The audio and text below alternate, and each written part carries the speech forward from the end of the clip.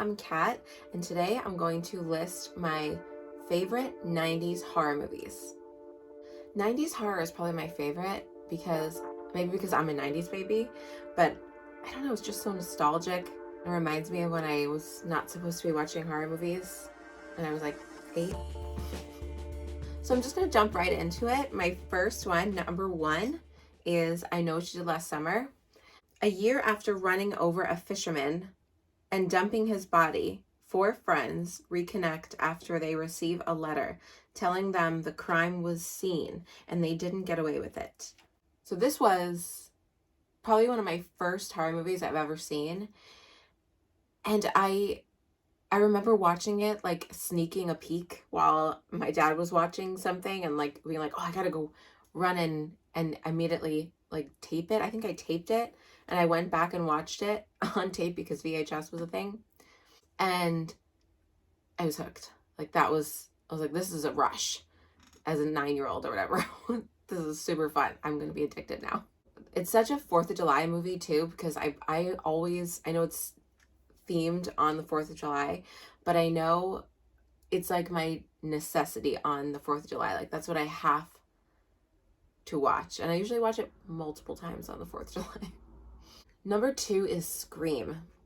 This Wes Craven classic slasher horror movie is funny and scary, my favorite combo. A masked maniac stalks high school students in middle-class suburbia. This one is a rewatcher for me. Like, I'll watch it every few months. I love, like, making popcorn and getting all cozy, like Drew does right before she dies. Like the quintessential 90s horror movie. Number 3, Bride of Chucky. After being cut apart by police, killer doll Chucky is resurrected by Tiffany, an ex-girlfriend of serial murderer whose soul is inside the toy. This one is like campy, gory horror at its finest, and it's like gothy at the same time, which I love. Like, I'm obsessed with Tiffany. I want to like dress like her. I want to be her for Halloween and every Halloween. It's definitely a October staple for me. I look forward to watching it. I kind of like hold off on certain movies for like different times of the year. Like for Hocus Pocus, I want to watch it all year long, and I know some people do that, but I'm very strict with myself, and I only allow myself to watch it starting like October 1st to the 31st, and I'll watch it usually like multiple times, sometimes a couple times a day. Really unhealthy stuff. Number 4 is House on Haunted Hill. A millionaire with theatrical tendencies, Stephen Price, invites a group of people to stay in a vast, creepy building that was previously an insane asylum. This is the 90s remake of the original from 1959. I have a memory of my dad showing me the original movie from 1959 with Vincent Price in it, and he knew that we were starting to get really into scary movies, my sister and I. So he showed us this movie. He was like, I'm going to show you classic horror. So he showed us this movie, and there was a scene where there's an old woman. If you've seen it, there's a scene where there's an older woman, and she kind of is like a witch or like a ghost. I'm not really sure if she's like rigor mortis. And then she like glides across the floor. It stayed with me for years and years and years. I remember thinking, I'm haunted. Like, I'm scarred. I'm scarred by that scene. And it was such a simple thing. Like, I think they put her on a skateboard to get her gliding. It was from the 1950s. That was like special effects. So they just had her glide across the floor on a skateboard, and it was terrifying. The 90s version, though, which I do love also, is a lot more like gory. It's a lot more disturbing. It has so many disturbing images and like sounds.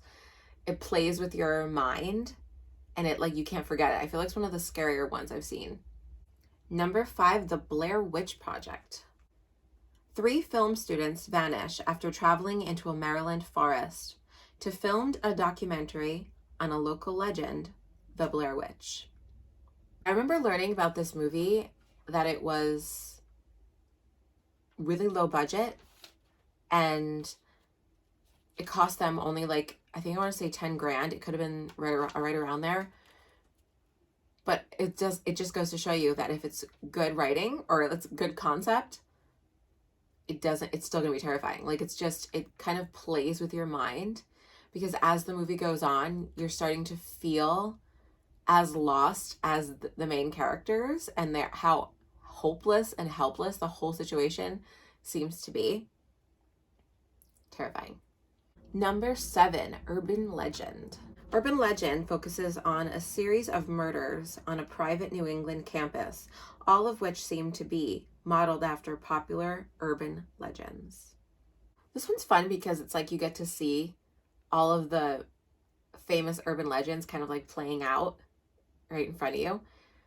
But there's one scene that I do recommend fast forwarding, because if you're an animal person like I am, it's like the dog in the microwave or something. Like, it's not okay. It's not okay. And it's definitely a fast forward scene. I do it every time.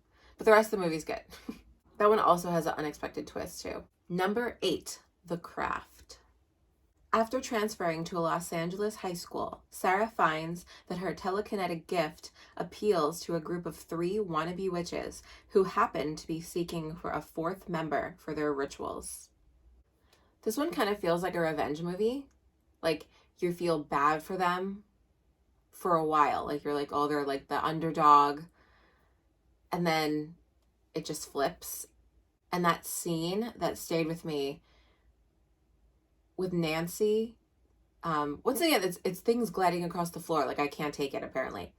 But it was her when she's kind of lost it. It's towards the end. And like, she's obsessed with Manon, and she's like losing it, going insane, like thinking she's the chosen one or whatever. And she is gliding across the floor on like her tippy toes, like those pointy little, like the witch shoes. And her hair's all crazy and her eyes are wild. It's just, that's a good scene. It was a very good scene. Number 8, The Sixth Sense, which is our final one for the video. Cole Sear is haunted by a dark secret. He is visited by ghosts. Cole is frightened by visitations from those with unresolved problems who appear from the shadows. He's too afraid to tell anyone about it except Dr. Crow. As Crow tries to uncover the truth about Cole's supernatural abilities, the consequences for client and therapist are a jolt that awakens them both to something unexplainable. I've always been scared of ghosts. Ghosts are like the one thing. So if you know any scary movies that involve ghosts that I haven't seen, I mean, I've seen a lot of them, but I would love if you could put it down in the comments. I love suggestions. This one is one of the scariest movies I think I've probably ever seen. I remember being haunted by Misha Barton for years and years. Like, her little dead girl vibe was just always in the back of my mind. And the concept of it, where you think everything the entire time is one way and then it just flips. Oh my God. It's really terrifying. I always think about the ghost with the bicyclist standing outside the window of his car, that they're always just around you. Fantastic. Anyways, that is it for all of my 90s horror movies, my favorite 90s horror movies. Please let me know down in the comments your favorite 90s horror, or things you think I would like. Suggest things from judging by what I like. Yeah, I would love anything, any more reasons to watch more scary movies that I have never seen would be fantastic. Please subscribe if you haven't already for more spooky horror content, and I will see you in the next one.